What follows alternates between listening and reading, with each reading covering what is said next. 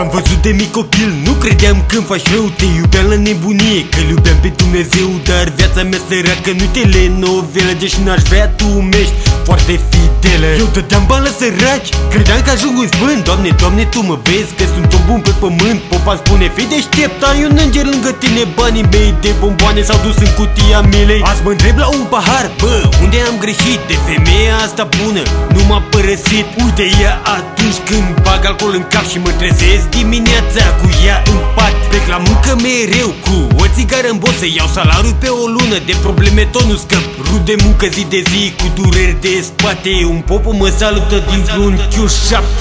Poate îmi este greu și cred în Dumnezeu, dar nu știu asta cum gândește, că pe mine mă iubește. Poate îmi este greu și cred în Dumnezeu, dar nu știu asta cum gândește, că pe mine mă iubește.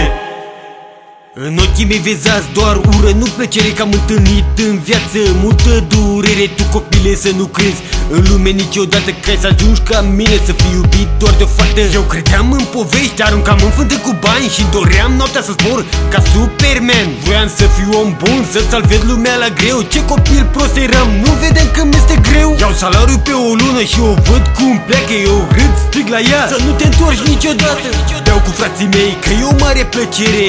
Mâine când vă sun, vedeți că vă cer o bere. A doua zi, normal, tot de ocupat primesc. Ea mă ia în brațe, sunt aici că te iubesc, și mi-arată viața cum ea există, că prietenii nu-i găsești într-o sticlă. Poate îmi este greu și cred în Dumnezeu, dar nu știu asta cum gândește, că pe mine mă iubește.